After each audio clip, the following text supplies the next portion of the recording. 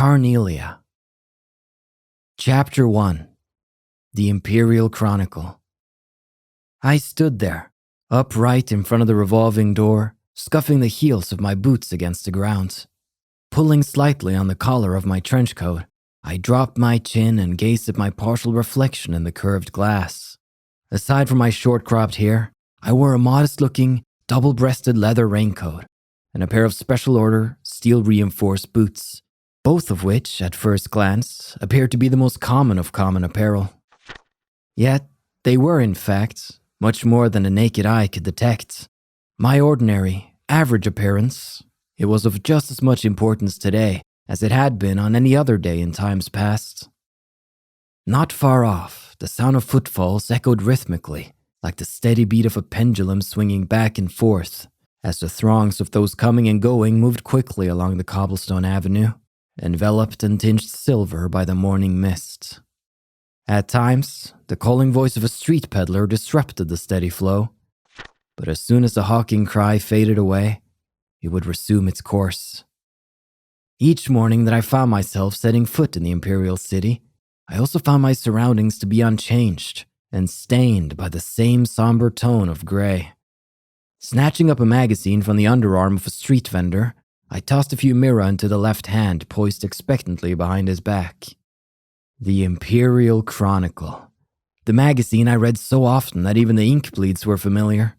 Roughly flipping open its cover, I scanned the headlines along the top of its monochrome pages. Then suddenly, my breath caught in my throat. At the very bottom of the local news page, I found those letters. That sequence of characters which I had not heard nor seen since the time of that life-changing incident. My eyes instantly gravitated to the spot, and for a time remained fixated. Ein Selnade. The very meaning of those letters became lost to my senses as I stood motionless, my gaze fixed on the same line of text, until it all seemed to coalesce into a single blotch of ink. After a few seconds of blank comprehension, my vision settled, and I wrenched my eyes to the beginning of the article. As I began to read, my memories verged on a single point in my past, and then slowly started to run in reverse, heading for that fateful event 3 years prior, when this name was first introduced to me. It was on an afternoon all those years ago, on a day not unlike this one, where the capital was overshadowed by its typical gloomy aura. I was a little younger than now, a 22-year-old boy who stood silently in front of the boutique door as usual, double-checking his appearance before lightly treading over to Micht's Imperial Factory. It was on this day that it had been arranged for me to receive a new job from Micht, the shop owner himself. Although he was a drab middle-aged man, I, being the ornament enthusiast I was, had found myself as one of his few regular customers. I headed down a dank alleyway, and after passing through a partially rotted wooden gate, I could see the soft glow of the flickering orbital light just outside the entrance of the factory, whose structure was halfway below street level. I first began receiving jobs from Micht about the time when dissension began to occur in society over the 100 Days' War. It was during this period that relations between the liberal kingdom and the empire were at their worst, and the importation of ordnance had become almost non-existent. Conspiring with underground elements and planning a smuggling operation, Micht made me out to be his accomplice in crime, for the job which I received by his hands was none other than that of the courier. Being nothing more than a commoner in my teens at the time I met him, and a juvie devoid of any connections in life besides, I naturally jumped at the opportunity without a moment's hesitation. Yet, even after relations with Liberal had returned to some degree of normalcy, I realized I was in no mood to give up my specialty, which focused mainly on the delivery of stolen goods. The reason being, there was no other job out there which could bring in the kind of mirror this one did.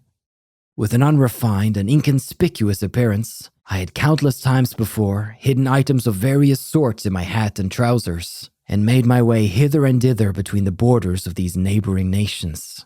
And though to my delight, my wallet had become increasingly laden with a bounty of monetary rewards, I had routinely changed my alias as a precautionary measure. So much, in fact, that these false names had built up into quite a list over the last few years. I'd been known as Phil, the Frivolous, Rooney, the Trickster, and even Chris, the coward. However, Mick had always called me by one name, Toby. This was the identity I'd used for my initial job, and the one I liked above all the others. Chapter 2. The Train Station. Hello there, Toby. You've come at just the right time. Greeting me with these words, Mick shuffled slightly in his seat behind the counter. The baked confection he had been eating was ever so carefully placed atop his lap to prevent it from falling onto the floor. He smacked both of his powdered sugar-covered hands together with a clap, and a cloud of white particles puffed into the air. The smell of sweet spices and baked apple pervaded the dimly lit shop. We had an item dropped off no more than a few minutes ago, he continued. Turning in his seat, Mick reached back and snatched up something wrapped in old magazine paper from off the shelf, tossing it to me. Knowing full well I wouldn't get any sort of answer, I asked anyway. What do we have this time? Laying out my railway and airship tickets, Mick ignored my question and said, Make sure this gets to the same place as always. In a slow drawl, he added, It would be in your best interest to keep your involvement to a minimum by leaving the business side of things to me and focus solely on getting the job done, Toby. He leaned back in his chair and let out a deep sigh, the balls of his fingers kneading the bags under his eyes. Then, once again, his large hand extended down towards the unattended cake resting on his leg. Before the sweet treat could reach his watering mouth, I had already made my way out the door of his tiny shop.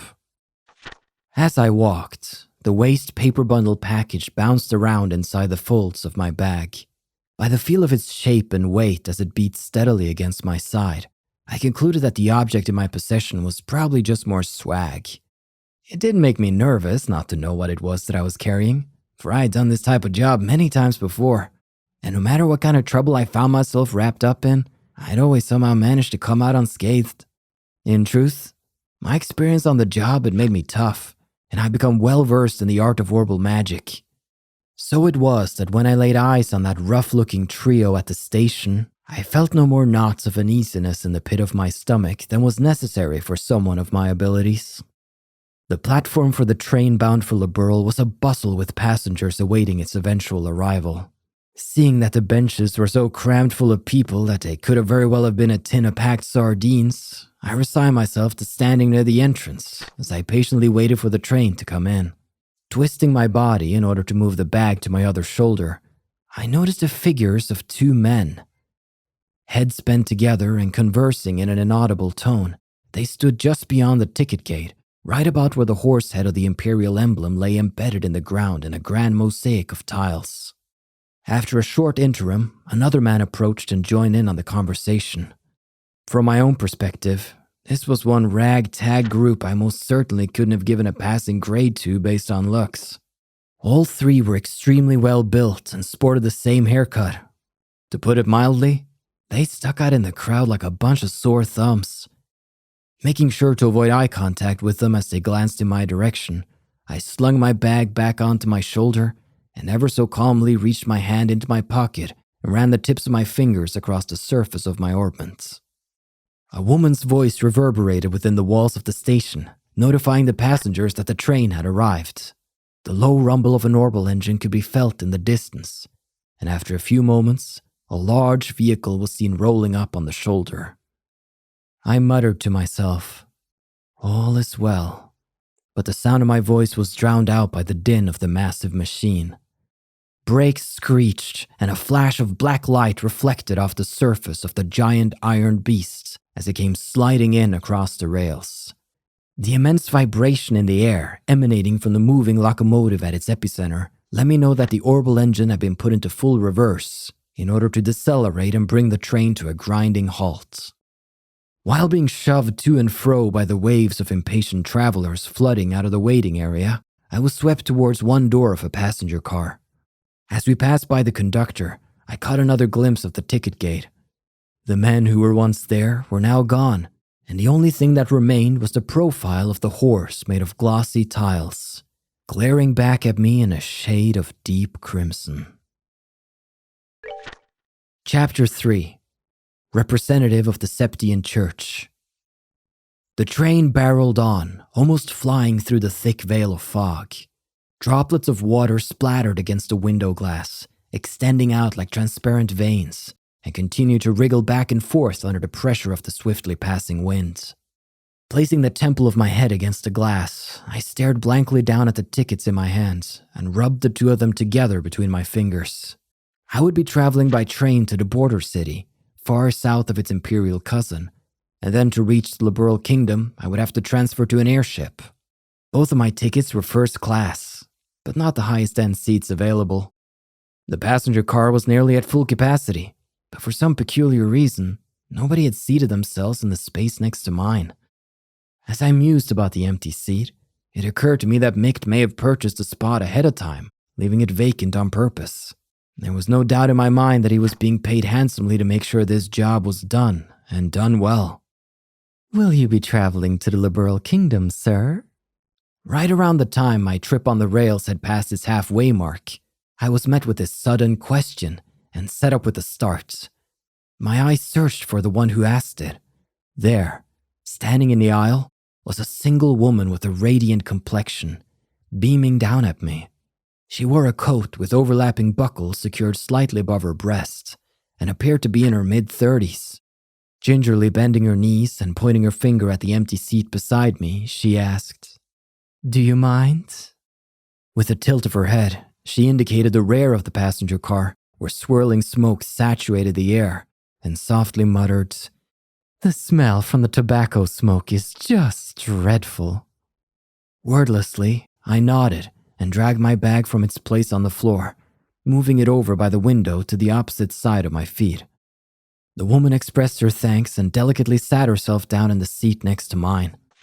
For being a perfect stranger, she talked on endlessly, and I appropriately reciprocated the conversation by saying that I was on my way to the Liberal Kingdom on business as an ordnance specialist. Her story was that she was on a mission of mercy for the church and had an errand to fulfill in the border city. "Just so you know, people sometimes refer to me as Sister," she went on. "Of course, it's just a nickname." She recrossed her black leather boot-clad legs and let out a sort of suppressed titter from the back of her throat as she made mention of this. Sister Carnelia was her nickname. We continued on in this fashion, subjecting ourselves to a variety of idle banter, and as the time drew on, the sun overhead began to dip in its arc, crossing the celestial meridian and descending into the west. Each time the moving train cleared a grove of trees, the entire vehicle, passenger cars and all, was bathed in a warm apricot hue, flooding into the cabins, creating a majestic spectacle. I gaped at the coruscating effect, and in doing so locked eyes with Sister Carnelia, right at the moment the brilliance of the sinking western light seeped into her rich brown irises, causing them to give off an exquisite, rubescent sparkle. The glimpse made me wonder if the origin of her nickname was somehow related to the color of her eyes being likened unto the luster of a polished carnelian stone. The train gradually began to decelerate, and Sister Carnelia returned to her original seat in order to collect her bags. As a matter of habit, I checked my bag and ornaments and found both the junk paper-covered package and the magical device fastened into my trousers' inner pocket by a series of chain stitches exactly where and how I'd left it. A woman's voice came over the intercom system, announcing that the train would be arriving on schedule and that rainy weather was to be expected at our destination. At the conclusion of the announcements, a number of disappointed sighs could be heard coming from along the rows of seats. Raindrops pattered against the windows outside as the looming silhouette of the overcast city came into view. The station's signal lamp emitted an angular light which was scattered with a refractive effect by the falling droplets of water. Then came a spine-chilling metallic sound, followed by the jolt of the orbital engine's reversing thrust as the locomotive at the front of the train lurched to a halt. Over the loudspeaker came another announcement asking passengers to ensure that they did not leave their baggage behind. And with that, several people stood up and crowded into the aisle. Watching a station worker in uniform as he waved a small flag amidst the falling rain, I picked up my bag and rose to my feet. I crossed paths with Sister Carnelia as I attempted to step into the aisle, but when she tried to step aside and allow me room to pass, she suddenly tripped and fell forward. Grabbing onto my shoulder for support, she picked herself up and, with an embarrassed smile, let me by. I gave her a short bow in line with general etiquette practices, then headed for the exit ahead of her. Following my lead, Sister Carnelia shuffled along closely behind me. So close, in fact, that I felt as if she would step on my heels. Something about it just didn't feel right. Instinctively sliding my right hand into my pocket, I searched for my orbment, but the brass feeling I'd grown accustomed to was nowhere to be felt. In an instant, I felt my arm being twisted behind my back by someone or something with incredible strength. The sleek sound of a blade being unsheathed, and then a warning prick of the tip at my back indicated the seriousness of the situation. "I have what you're looking for, Toby," whispered Sister Carnelia in an almost inaudible tone, her lips barely moving just behind my right ear. "Let's not try anything either, shall we? I'd hate to see your afternoon spoiled any more than it's going to be." And to show that she meant business, Sister Carnelia slightly altered the angle of her grip on my wrists, causing an explosion of agony that sent sparks flashing behind my eyes. Chapter 4. Human Fodder. Sister Carnelia spoke to me in a tender tone as she sent a wave of immense pain rushing through the whole of my right hand. "I won't have any trouble with you, now will I, Toby?" she asked. Far from eyes just brimming with tears, I nodded my head in consent as the salty streams of water ran down my face. Satisfied with my answer, she loosened her grip, and I felt the pain vanish as if it had all been some sort of illusion. With a wry smile, she further added, "Don't get me wrong, Toby. I've been sent here to protect you by the goddess herself." This is what she said while instructing me to keep my eyes focused on what lay beyond the window glass. Yet there was something about the way she pronounced the last syllable of my name that really rubbed me the wrong way. Little by little, the line of passengers slowly began to flow out of the train car. Prodded on by Sister Carnelia, I inched forward while keeping my gaze on the platform through the passenger car window. Down the stairs which led to the front ticket gate were the figures of those men from earlier this morning, the 3 thug-like passengers who'd been loitering near the large horse-head emblem of tile at the Imperial Station. A muffled laugh echoed from her throat as she, too, noticed them. "Well, isn't this a warm reception party you've got going on?" Cocking my head, I quietly pleaded, "Give me back my orbment!" Sister Carnelia said nothing. Members of the crew bid us farewell as we stepped through the exit to disembark the train onto the lead-colored platform below. Angrily, I thought to myself, "Damn it! What's wrong with these fools? Can't they see what's going on?" I shut my eyes halfway to protect them from the drizzle whipping against my face, and I unhurriedly descended the wet set of stairs a half pace at a time. Sister Carnelia moved along behind me at precisely the same length of stride. Below, the group of thugs waited expectantly at the bottom of the stairs. Waited for me, no doubt. Contemplating the rate at which I was going, I ultimately believed it was only a matter of time before I would be handed over to the enigmatic group. I caught sight of their soured faces as the distance between us grew smaller and felt the heat of my left hand tightly gripping my bag grow in intensity until my palm began to sweat profusely. Hitting the midway point on the stairs, Sister Carnelia suddenly whispered in my ear, "Keep your eyes on the ground, Toby." I did as I was told and cast my gaze down upon the tips of my boots, stained to a darker shade by the rainwater. Then, right at the moment I let out my breath, I felt a deep sense of pressure just below my shoulder blades as I was forcefully shoved forward. Droplets flew from my saturated fingers, and my world turned upside down as I tumbled down the stairs and slammed back first into the group of hoodlums. With a muffled crunch, I felt a painful sensation of my ribs crumple under the weight of my body and then return to normal from their severely compressed state. 2 of these seemingly military men who were hit as I toppled down the stairs, like an avalanche unleashed on a pair of young saplings, absorbed the transfer of force, and were thrown into a large puddle collecting on the ground nearby. Shrieks erupted from startled passengers nearby, more shrill than the high-pitched sound of the railway brakes from a decelerating locomotive. As my world spun wildly about me, I lay there, the chill of the tiles seeping into my back.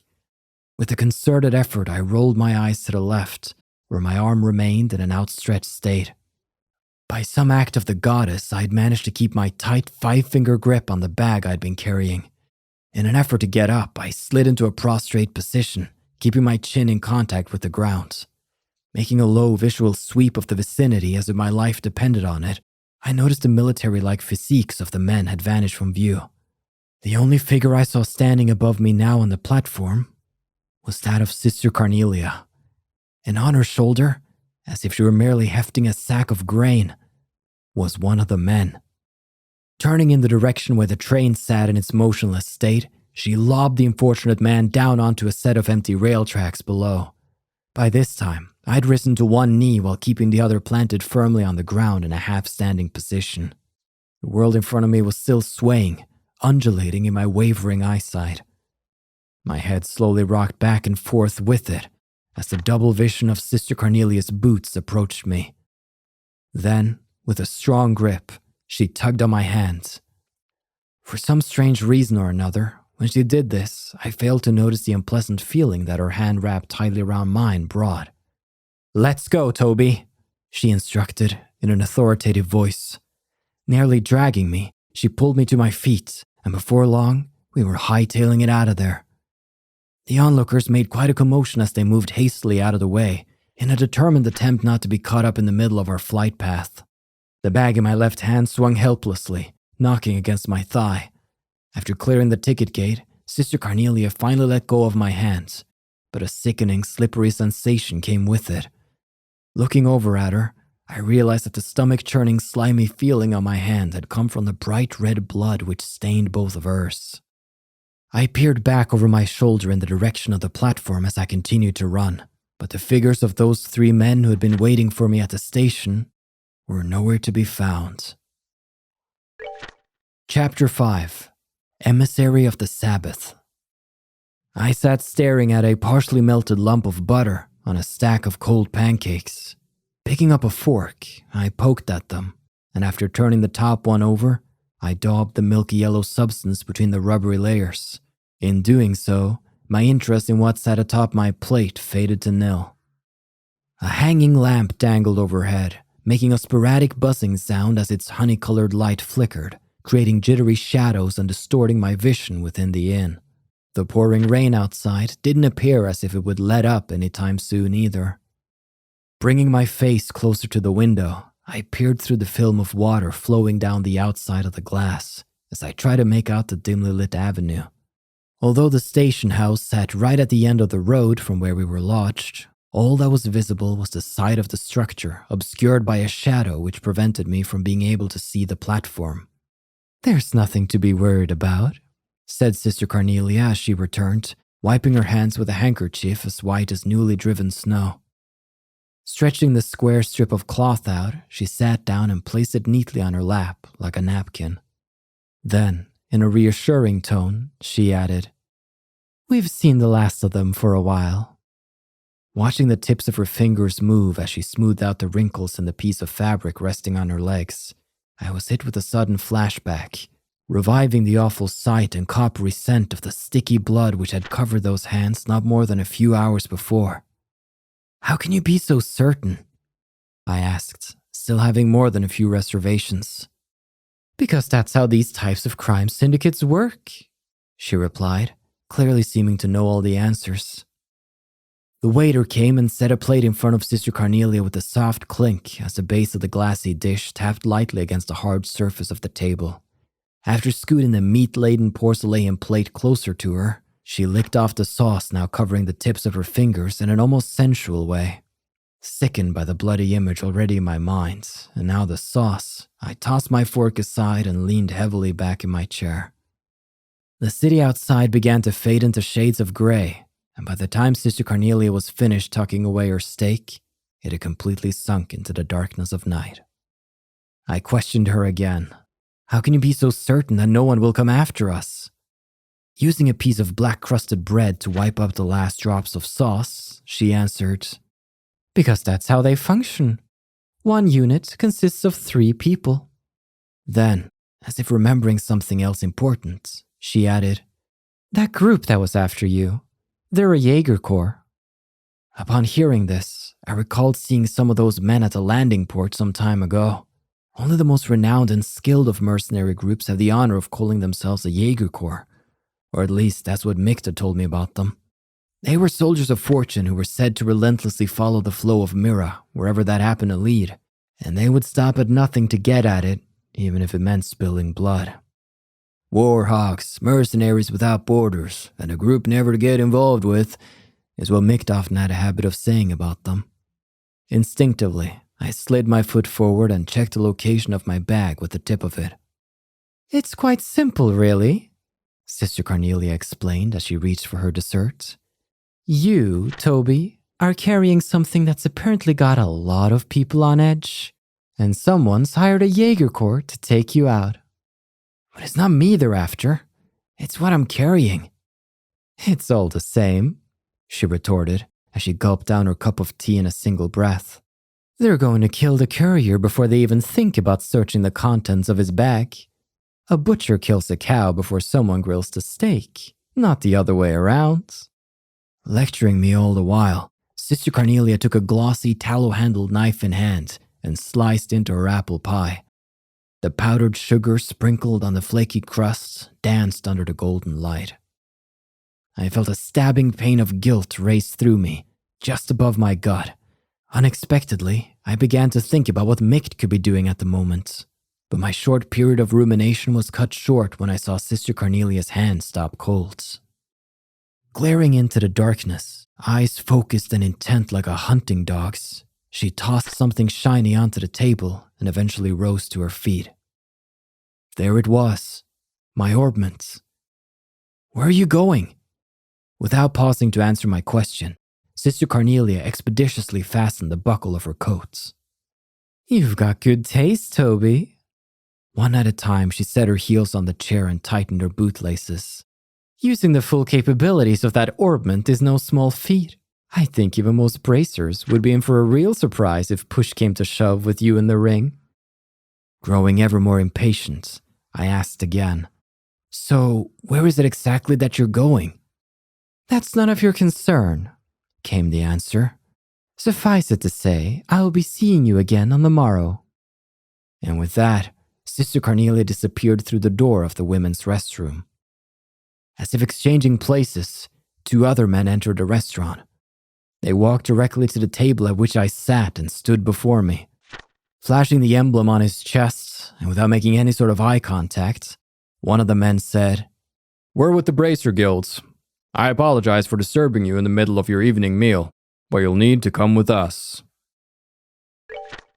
Chapter 6. Ascertaining the Inner Workings.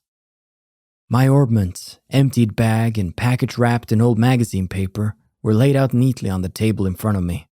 The bracer sitting opposite me gazed alternately at my face and the items on the table, as if trying to gauge my reaction to them. Constantly rubbing his chin between his fingers, it appeared to me as though he were making an effort to display his right hand, snugly fit within a leather gauntlet. I had been led to the second floor of the lodge by the 2 men, and then, after they had painstakingly checked the layout of the floor, I was taken to the farthest room from the stairs. It occurred to me that the reason for the use of the makeshift space was due to there being no guild branch nearby. The first man to sit in front of me was the lanky one. He told me his name, but I soon forgot which one was Clayton and which one was Pavel. About the time I'd finished being frisked, the bracer wearing the gauntlets, Clayton or Pavel, whoever it was, returned and whispered something in his partner's ear. It seemed as though they were trying to locate Sister Carnelia, but having no luck. After much probing on the subject of her and the Jaeger Corps, and after relating everything I'd heard from her on the train, I turned the conversation around and, playing the role of the victim, inquired into her past history. Though, strictly speaking, I guess I was, in fact, a victim. Her name's Selnate. Ein Selnate, read aloud the lanky bracer from a pocketbook he held just below eye level. Originally a constituent member of a Jaeger Corps, her present affiliation and activities are unknown. In short, added his partner pompously, she's not the type of person any upstanding citizen should be getting involved with. He reached out his gauntlet-clad hand and picked up the object bundled in scrap paper. Checking my reaction all the while, he unwrapped the paper, laying it out flat in the center of the table. Its contents turned out to be a lump of metal ingrained with a sort of clay-like substance. I blurted out, I was on my way to a research institute with the item when everything happened, and then threw in the address of some non-existent client for good measure. The bracers took notes, making sure not to leave out any of the details of our conversation. Then, to dispel any lingering suspicions, I agreed to stay with them under their watchful eyes for the night. The next day, I also found myself inclined to go along with them to the nearest guild branch in order to file a report about the events that happened back at the station. But I had no qualms over the matter. My greatest concern at the moment, after all, was not running into any more trouble. I awoke as the sun came up over the horizon, and day broke. With the advent of a peaceful morning, I sat up in bed and breathed a sigh of relief. The bracers who had stood guard the previous night were no longer present in the room, but the sound of their voices could be heard echoing out in the hallway beyond the closed door. Slipping my arms through the sleeves of my jacket, I felt a sharp pain in my right elbow, which brought back vivid memories of the woman from the day before. Suddenly, a feeling of uneasiness came over me, and still half undressed, I began adjusting my orbment. After opening its back cover, I used a thin piece of tanned doeskin and started plucking out the quartz installed in each slot. It didn't take but 5 minutes to insert them each into different slots and rearrange the configuration with a set of light magic as my base. One by one, I replaced each screw until finally the metallic panel was back in place, and as a feeling of calmness set in, I rolled back over in bed. It was at that time that a tall woman appearing to be a maid opened the door, carrying a basin of hot water for the sink, with which guests could shave and wash their faces. After placing the small, steaming tub on the table, the woman went quietly about her daily task of removing the bed linen. Finding myself shooed from my own bed, I reluctantly headed toward the basin, when just beyond the open door, I caught sight of 2 shadows cutting across the hallway in succession. "They're here," I heard myself mutter as the low tone of my suppressed voice reached my ears. With only a bar of soap in hand, I remained unbelievably calm as I quickly shut and bolted the door. Then, pondering my next move, I stood still with my back pressed up against a wall. On the other side of the hardened clay wall, the brief clamor of fighting ensued. Fumbling with the chain attached to my hip pocket, I grabbed hold of the orbment I had adjusted just barely moments before. It was 2 bracers versus the 2 others I had seen moments ago. Throwing myself into the mix with the 2 men from the guild would definitely put us at an advantage from a numbers standpoint. However, when I turned again to face the door, the voice of self-doubt came percolating through my closed lips in the form of a distant mutter. "There were only 2 of them?" I murmured to myself. If Sister Carnelia's words were to be believed, then one unit consisted of 3 people, not 2. Again, I questioned myself inwardly. Then where's the 3rd? The hair on the back of my neck stood on end as I realized my plight. Something swung down over the top of my head, catching me around the neck, and the next instant I was flung to the ground. From the corner of my blurred and spotty vision came the inexplicable view of a woman with demonic bloodshot eyes standing over me, trying to wrench the very life out of me with every twist of the sheet she had wrapped tightly around my throat. Clutching my orbment in hand, I activated it and fired off a burst of magic while lying half asphyxiated on the wooden planks of the room floor. The destructive vortex of compressed air sliced deeply into my hip, but at the same time, caused the woman to double over before forcefully blowing her to another part of the room. Shreds of whirling linen flecked and sprayed with fresh blood blasted out through a gaping hole in the wall, where a closed window once stood, leaving nothing behind but shards of broken glass and a frame rent beyond all repair. Chapter 7. The Death of a Friend. Wheezing, I breathed in, the sound high and whistling as the air fought to make it through my constricted windpipe. Still clutching tightly to my orbment, I unwound the sheets from my throat. Utterly exhausted, I tilted my head on its side and washed with reddened eyes as a small stream of saliva dribbled down over the edge of my mouth and pooled onto the floor. When fresh air finally made its way into my lungs, it initially choked me nearly as badly as the sheet had. A thump from somewhere behind startled me from my fit. The Jaeger demoness, like a spring-loaded doll, leaped up from the floor of the room. The single shot of magic I'd previously landed in her gut should have done the trick, but the fluid way she moved about made it appear as if she were unfazed by the blasts. Within arm's reach of where I had subconsciously curled myself came the splintering sound of unseasoned wood being hewn down by a giant woodcutter's axe. In the following instant, Sister Carnelia came flying through a newly opened hole in the timber door, her entry punctuated by a cloud of splinters. Her arms as pliant as whips, she passed by the female Jaeger in a lightning-quick motion, and with a turning assault, clocked her opponent full tilt in the face. The woman spun with the force of the blow and fell with a tumultuous thud, her head cracking hard against the floor. Like a prima ballerina, Sister Carnelia raised her knee high until she had it tucked securely up against her sternum. She stared down at the outstretched figure on the floor. Muscles flexed, and without an ounce of mercy, Sister Carnelia let her judgment fall with the heel of her boot, stomping down and crushing the wretched woman's throat. As I witnessed the grotesque and unsightly scene, Sister Carnelia gave a quick glance in my direction and beckoned me on. Then, with a nimble hop into the unknown before her, she cleared a broken window frame and lighted to the ground below. Quickly scraping my belongings together, I made after her in the same manner as she had left. Out the window with a 2-story drop to the cobblestone side road below. Waiting close by and helping to break my less than elegant fall, Sister Carnelia led me on as we took flight along the avenue, brightly lit by the morning sun. A deafening blare from an orbital engine's whistle indicated that the first train was about to depart. Sister Carnelia immediately pulled a ticket from out of her coat pocket and held it out to me from the side. Reaching for the fluttering strip of paper between her fingers, I realized that I was still carrying the bar of soap from before, so I chucked it, not caring where it landed or who it might hit. Aboard the train, the smoggy haze from the incessant smoking of the nattering gentlemen had permeated into every nook and cranny of the passenger car. There was also the smell of newly printed publications and the occasional sound of someone clearing their throat. It felt rather awkward to have boarded the train bound for the Imperial City, with my bag still in hand. "Do you know what your problem is, Toby?" Sister Carnelia remarked. "You're just like that orbment of yours." Using her white handkerchief, she staunched the flow of blood from my leg, which had been lacerated by the spinning arrow blades of the magic. "Once you get yourself into trouble, you keep digging yourself in deeper until someone comes along with a billy club and whacks some good sense into you." Placing a folded magazine on my lap, she tapped on it with the nail tip of her index finger, indicating that I should read what was inside.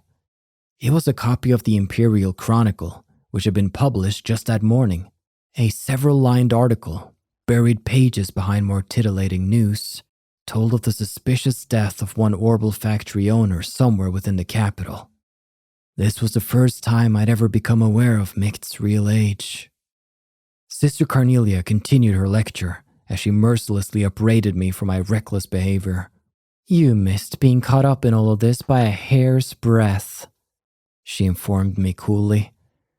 At a loss for words over the shock of Mict's death, I put the magazine away in my trench coat pocket. "Another 5 minutes in that shop and you would have gone to meet your maker too." I shook my head and with trembling lips let my thoughts fumble out of my mouth. "I just don't get it. Why did Mict have to die?" Images of Mict's cold body behind the counter alternated in my mind with that of the lump of metal wrapped in scrap paper. Just what the hell had I been carrying all this time? And why did anyone have to die over it? I pondered at length. Sister Carnelia met my eyes and held them. "Because it's an artifact," she said simply. "An artifact?" I scoffed as I blew off her answer. "It's not like I haven't carried a bunch of them before." Artifacts, in short, were the remaining legacy of an ancient civilization and the generic term for any unidentifiable mechanism which resembled that of an orbment. I'd spend my days as a courier smuggling any number of those items under the false pretense that the goods I was carrying were nothing more than rare antiques, and readily placed them in the hands of those aristocrats, amongst whom they were especially in vogue. And for the most part, my current possession appeared as though it belonged in the same group as the others. Personally, I could find no other value in the collecting of these artifacts besides the indulgence of oneself in a decadent hobby. Chiding me as if I were a clueless child, Sister Carnelia rebuked.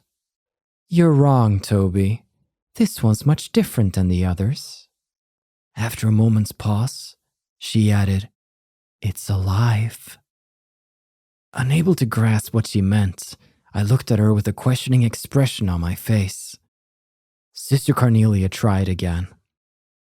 "What I'm trying to tell you is that it still works. Although I'm not really sure what kind of power it actually has. It was unearthed during an excavation within the Empire's territory about 30 years ago." Sister Carnelia's subsequent story about the peculiar lump of metal told of the dark history surrounding a group of aristocrats who relentlessly sought after it. The artifact itself had transitioned from hand to hand by those in power, as one after another, they were murdered while slumbering in their bedchambers. Then, at the end of the 100 Days' War, its whereabouts were said to have been lost. And strangely enough, it finally turned up in the capital after all this time, she said, finishing up the account. An announcement chimed in the passenger car, notifying those riding of the scheduled time of arrival. Sister Carnelia uncrossed and recrossed her long legs. "The one who is after that artifact hired that Jaeger Corps to bring it to them, whatever the cost. So as a result, I was dispatched by the church in order to protect both you and it from falling into their hands." I sat staring down at the bag resting next to my feet as we approached our destination, and the moving train quietly began to lose speed. Chapter 8. In the bowels of the Imperial City. Moving purposefully through the crowd, we made our way between the rows of seats. Each time the swinging bag in hand struck the side of my knee, I became keenly aware of its presence. It was an unnerving feeling, quite like I had unintentionally brushed up against someone in an offensive way. Furthermore, it was nearly inconceivable to my mind that the ancient relic the Jaeger Corps were pursuing with such a frenzy was sitting right here inside the stitched cloth of this cheap handbag. What a fool Micht had been. Hadn't he known the burden this object would bring would be one far more weighty than the both of us could have ever hoped to bear? I squeezed my eyes shut against the thoughts flying around my mind and addressed Sister Carnelia, who followed closely behind me. "Will we be making a break for the cathedral once we get off?" "Yes, that was the plan," she answered, scanning the scene outside the window of the passenger car. "I think that's the only option we've got if you want to make it through this day alive." The station where the train was set to arrive was unremittingly crowded with countless droves of passengers. And as usual, the sky was slightly overcast. Everyone outside on the platform stood shivering in silence with their collars drawn up to their ears, huddling close to one another for warmth, like a flock of waterfowl out on the tidelands in midwinter. "Don't worry, I won't be tossing you down a flight of stairs this time, Toby," jested Sister Carnelia. "Although, if there were 2 more of you at my disposal, I might have decided otherwise," she added. Evidently, the numbers in our welcome party this time had seen a rather dramatic increase. "The odds don't appear to be in our favor," she said in a low voice, her warm breath tickling the lobe of my ear. "We won't be able to leave through the ticket gate." As soon as we stepped off the train, we stealthily moved to the opposite end of the platform, and after sneaking out a large door for only authorized station personnel, we jumped down onto the path of railroad ties and steel rails below. The biting cold wind of the capital swept freely across the unobstructed railroad tracks, causing me to shudder as it ruffled our coats with its chilly touch. Slipping between the couplers of a pair of freight cars, we moved cautiously along their edge, sticking close to the shadows. Over on the cargo platform, workers were busy unloading containers. For someone who had his mind set on becoming a dealer of pilfered goods, gaining illicit entry into the station house would be one of the first of all basics. Showing my ticket, I spoke politely to one of the workers. Then, with a scenario picked out in my head, I sold it to him as I played the part of a manager here on business with a celebrity of notable repute. Midway through our conversation, I introduced Sister Carnelia, who did her best to show the man a glamorous smile and feminine pose. I'd possibly gone a bit overboard when I stated that she was an opera singer, because the way that she carried herself made her look more akin to a low-wage cell song in a bar of drunkards. Yet, in spite of it all, the worker graciously let us through. "You're so good at that, it's almost scary, Toby," Sister Carnelia said as we raced through the station's warehouse sector. "You should seriously consider doing another job," she went on. "I bet you're going to tell me to join the Bracer Guild, right? Come on, those guys would turn me down in a heartbeat," I said as I laughed off the thought. Then, throwing the idea back in her court, I asked, "So how about yourself? Why don't you join the Bracer Guilds?" Reaching the end of the warehouse sector, we came to a stop in front of a large chain-link fence. Sister Carnelia crouched down, and while sliding a drainage cover to the side, laughed at my previous question as if it were insane. "Are you kidding?" she asked.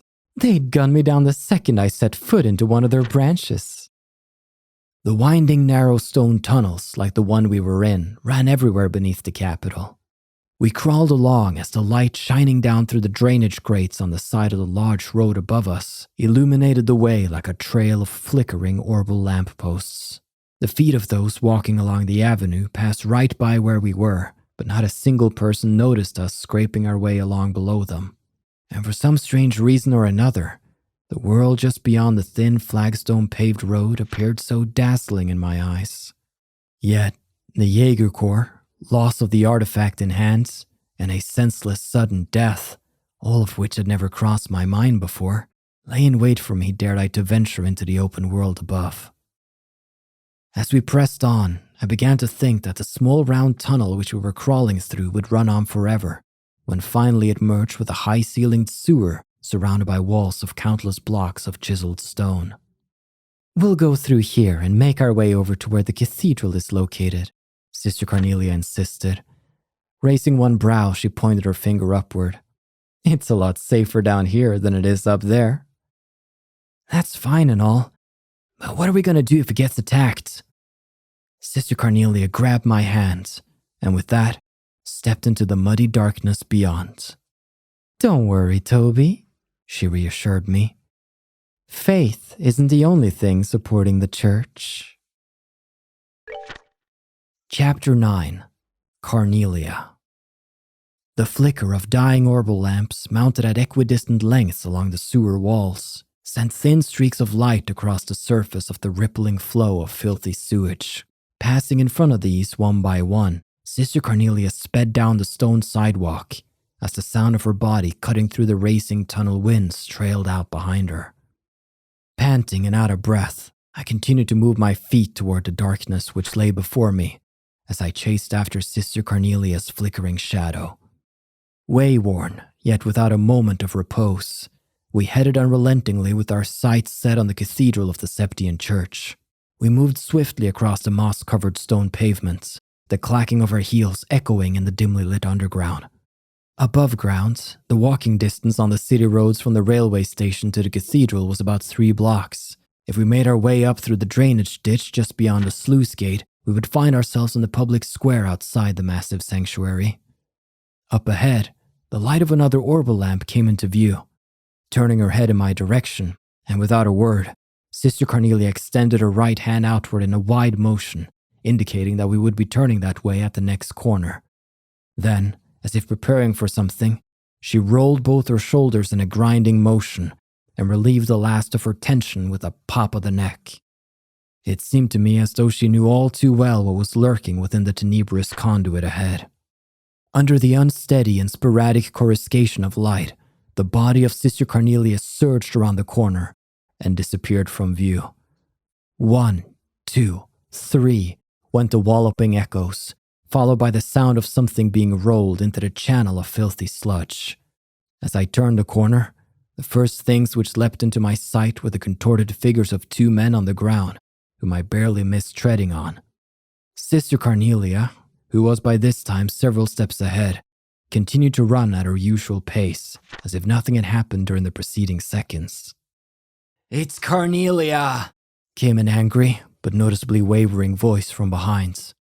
I glanced to my rear to locate its source, and there I found a man who had dragged himself from the fecal-filled liquid, now lying next to his dead comrades, yelling with his dying breath as blood leaked out of his open mouth. "Carnelia! She's down here!" he managed to croak, before falling silent and still. Sister Carnelia paid no attention, nor made any effort to look back. I turned my face forward and followed her example.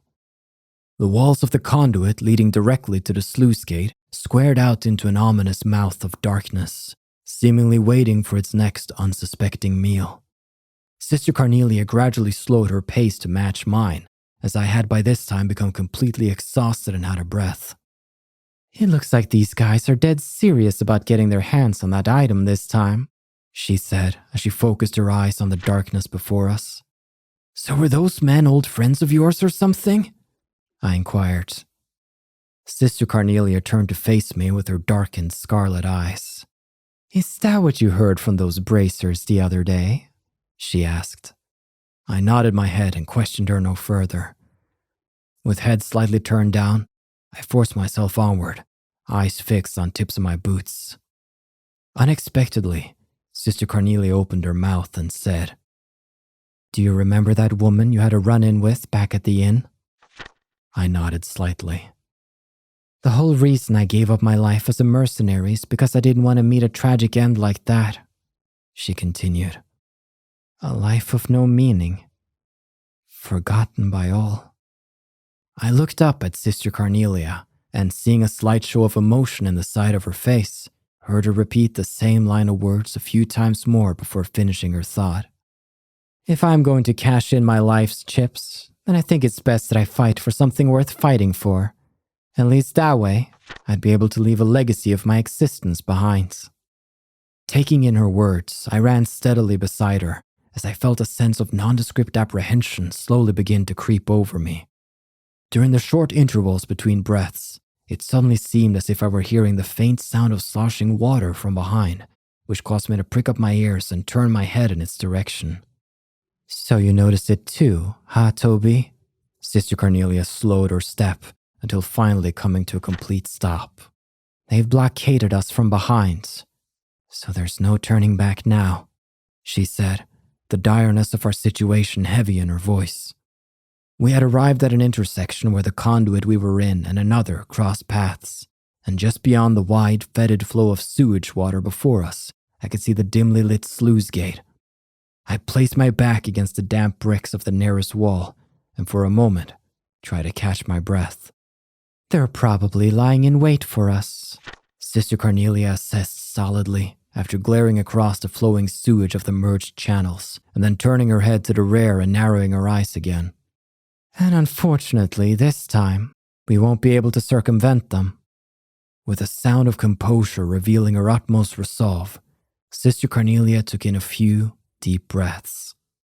I laid hand on my ornament, gripping it in the palm of my sweaty hand, and then wrapped the strap of my bag securely around my opposite wrist. And as always, Sister Carnelia checked her boots before standing upright. Then, taking a few steps back and holding my breath, I raced forward and darted into the Stygian flow of waste. Chapter 10. The Last Stand. Sister Carnelia made such haste as she aimed for the path on the opposite side of the sludge-filled channel that I could have sworn she was actually running on the liquid surface, based on my observation of the minuscule spatters her feet produced. And of course, she passed me by in the blink of an eye, the space growing wider and wider between us as I continued to trudge my way through the filthy muck. Flashes of magic erupted from the darkness by the sluice gate and ripped through the air in rapid succession, but none of them could overtake the speed at which Sister Carnelia moved. In an unyielding offensive by the shadowed aggressors, the settled feculence in the depths of the channel was thrown up in the form of a powerful tsunami, and in the instant before clearing myself from its destructive path, I feared that the terrible wall of sedimented filth would crush me under its weight and bring me to an unsightly end. With a mid-air spin to avoid the last of the oncoming magic, Sister Carnelia flew to the opposite side of the channel with incredible speed.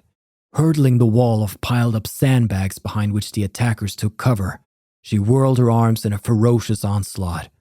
One by one, like a row of pins being struck by a weighted object, the line of standing Jaegers crumbled to the ground. Sister Carnelia's attacks were like a whirlwind of death, blurry with the speed at which they struck. They came in advancing at inconceivable angles, puncturing throats, slashing open arteries, and then they were gone. So it was that when I finally reached the cobbled path beyond the stagnant channel, not a soul was left standing besides Sister Carnelia and myself. "The cathedral is at the end of a ladder just beyond this gate," she indicated as she flicked dripping blood from her fingers like a child who forgot a handkerchief to dry her wet hands. Her eyes shone with the afterglow of battle. "The Jaegers can't be far behind, so we'd better hurry," she warned. And as if to punctuate her warning, the damp sound of numerous feet kicking up water as they advanced toward our present location had now become clearly audible to my ears. Stepping over the handful of Jaeger corpses lying scattered about behind the wall of sandbags, we made our way for the dry bed channel which lay ahead of us. I placed my hands on the slightly damp stone floor of the empty channel and crawled through the half-open door of the sluice gate. A falling water droplet struck the nape of my neck as I passed through the cramped opening, causing me to stop dead in my tracks. In the moment that followed, I recognized the sound of an orbment overhead on the verge of discharging a burst of magic. "Toby!" came the ostensible voice of Sister Carnelia, as my vision was instantly flooded with a wave of exceeding brightness. Then, in the midst of this world of blinding light, came the hand of a savior which grabbed me firmly by the shoulder. The powerful feeling of being dragged and the explosion produced by magic rupturing stone were almost simultaneous. As the booming roar swept across the whole of my body, I was thrown backwards toward the ground. Despite my clouded vision, I managed to somersault before landing in the prone position. Choking on the filthy puddle I'd fallen face down in, I lifted my head in time to see a cloud of blackened dust being heaved from the mouth of the halfway raised sluice gate door. And as if my worst nightmare had now become reality, I watched as one after another the blockading Jaegers emerged from the smoky cloud, each bearing a glinting blade. I floundered about on the slippery mud and watched as their ranks sprang into action and closed in, their rugged facial features now visible to my eyes. Instantly rolling to the side, I unsheathed my hidden blade as I attempted to deflect a wide-arcing slash of another with my back. The cloth of the bag, over which the sharp edge ran, split open without a sound, and the paper-wrapped orbment fell onto the cobbled floor. Frantically, I searched for the orbment at my side, but I was unable to get a grip on it because of my clumsy, panic-stricken state. One of the mercenary men, his eyes intent on my throat, drew back his long sword to end my life. But before he could make his move, a dark silhouette appeared from behind him. It was Sister Carnelia. Her hands, moving with such finesse, disarmed the man in an instant and left only his sword behind before he was launched from view into the hanging shadows veiling the dank conduit. As the sound of the falling sword struck the ground with a high-pitched clink, Sister Carnelia dropped to her knees. Her soft, whispered words were full of regret. "I'm sorry, Toby." With her head bowed forward, I watched in disbelief as several streaks of blood began to run down the side of her face. "It looks like the goddess may be calling you home too," she said gently. Once again, Sister Carnelia rose to her feet, her coat hanging in tatters. Eyeing her outer garment's ragged state, I knew for certain that it had been caused by the previous blast of magic. In order to protect me from harm, Sister Carnelia had willingly used her body as a shield to absorb the brunt of the force. And now, a stain of effervescing crimson blood had begun to seep through the cloth covering her breast. I swiped up the artifact which had tumbled to the ground from the hole in my severed bag and tore away the wet paper which covered its surface. Then, with a cold lump of metal in hand, I placed it atop my orbment as I gripped them both tightly together. The sound of footfall from the Jaeger Corps had by now subsided. They stood in a cluster with their swords drawn, effectively blocking any possible escape through the sluice gate. Sister Carnelia let out a shrill cry, and I, as if taking the sound to be a command to attack, unleashed the energy pent up within my orbments. The device roared, and at the instant the magic was discharged, I felt an intense wave of searing heat graze over my cheeks as my entire body was immediately blown backwards by its powerful force. Stunned, I collapsed onto the floor. When I finally forced open my eyes, I could see Sister Carnelia standing above me with her back turned to face me. Her right arm had lost all strength to function and hung limply at her side. Dazedly, she slid to her knees and slumped onto the ground before me. I pulled Sister Carnelia close to myself and, hugging her tightly, blasted the pack of assailing mercenaries with an instantaneous wave of magic. But then it was all over, my last stand ending as soon as it had begun. Countless razor-sharp sword tips stared down at us from all sides. Convinced that I had finally reached my life's terminus, I raised my right hand, and while placing a false hope in my orbment that it could somehow protect us, I activated it, the last of its energy being consumed as it was drained to empty.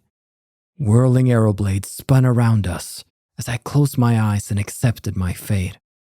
And behind my darkened eyelids, an endless realm of whiteness began to spread out before me. Finale, a legacy never to be forgotten. I was swallowed by the light, only to be spewed moments later onto a patch of hardened ground. The air was filled with the scent of sun-baked earth, yet for being the floor of some grandiose heavenly estate inherited by those in the afterlife, it felt quite like the flagstones I'd grown accustomed to in my past life. Upon feeling around in my immediate surroundings, my searching hand found soft locks of disheveled hair. It seemed as though Sister Carnelia had come as well as I to meet our Creator firsthand. Gradually, as I lay there, I felt something warm swell within the pit of my stomach. Weary and spent, I just let the feeling spread over me. It was at about this time that the sound of murmurous voices started to fill the air around us. Warm breath tickled across my nose and brow, letting me know that I was being stared at directly in the face. As my eyes adjusted to the intensity of the light, I realized that I was looking into the face of a young girl who beamed back at me brightly with the widest of smiles. However, she seemed a bit young to hold the esteemed position of the goddess. The knell of a bell overhead rang out loud and clear. Strangely, it had sounded exactly like the cathedral's distinctive toll. Taking in this series of events to be rather odd, I picked myself up and at last awakened from the dream which had temporarily invaded my senses. There it was, the familiar cityscape, the sounds, and even the scent of the breeze. I knew the place by heart. It was the public square of the imperial city, which unfolded before the great cathedral of the Septian Church. I opened the fingers of my right hand and stared down at the metallic lump in its palm, entrusted to me by Micht. Golden filaments of light swirled across the surface of the artifact. I instantly recalled Sister Carnelia's words. "It's alive," she had said, and as I watched the ancient light gradually fade away before closing my hand around its surface once more, I believed it. Supporting each other by wrapping our arms around one another's shoulders, Sister Carnelia and I hobbled and limped our way toward the magnificent cathedral as the awe-inspiring figure of the goddess, Adios, stood silently with unfurled wings, watching over us from the deep-hued stained glass window above. And as for the events which followed, they were all settled in an orderly fashion. The metallic lump which Sister Carnelia had so daringly risked her life for was turned over to His Eminence, the Cardinal, who presided over the cathedral. He disappeared with it through the thick open door of a sacred vault. The level of corruption which had spread like a plague among the members of the imperial court, influential aristocrats, and even commissioned officers in the Imperial Army, astonished even those mediators acting on behalf of the Bracer Guilds. I stayed close by Sister Carnelia as she was laid out on a pew within the chapel of the cathedral. The real sisters of the church delicately pulled off her coat and cut open her vests, now stuck to her body with dried blood. Upon doing so, they found an ornate shirt of chainmail just beneath the layer of her clothing, which for some strange reason seemed to bewilder them all. The next day, a certain aristocrat who had hired the Jaeger Corps to carry out his selfish bidding agreed to relinquish the artifacts in his possession in return for keeping his estate. Hence, his collection of forbidden antiques were brought under the safekeeping of the Septian Church. Sworn to secrecy, I made immediate arrangements to take leave for the Calvard Republic. My destination? A high-class resort, which turned out to be an excellent way to recover physically and mentally, as well as forget about the series of events which had occurred over the past few days. Naturally, the bracers assigned to provide my escort were none other than Clayton and Pavel, who before we left, guided me without a word to where Sister Carnelia was resting. I talked with Sister Carnelia, who had awoken for a short interval, but as I got up to leave, she reached out her dainty hand and said to me, "Before you go, I want to tell you my real name. It's Ein Selnate." I took her unblemished hand in mine and gripped it firmly as I expressed my appreciation for what she had done. And today, now 3 years later, I stood staring at her name once again, but this time printed on a page of the Imperial Chronicle. Ein Selnate. Below those printed characters ran the few lines of an unembellished article. Yesterday, a corpse was discovered in an urban area of the capital just before dawn. The body was found to be covered with multiple stab wounds. The departed, in life, had been involved in charitable work and brought salvation to many afflicted souls in various regions throughout the land. As I read the last line, I envisioned the deceased figure of Sister Carnelia lying motionless upon a darkened street. Yet, despite the blood-stained face I envisioned in my mind, I saw her as she rested in peace, a gentle smile crossing her face, and vindicated of any transgressions in life. As I rolled up the copy of the magazine in hands, I brushed my hand lightly across the shining bracer emblem pinned on my chest. Almost 2 years had passed since I converted to my new line of work, which Sister Carnelia had so graciously recommended to me. And finally, I'd even become used to using my real name. "Toby," came the whisper of Sister Carnelia as it resurrected in my ears.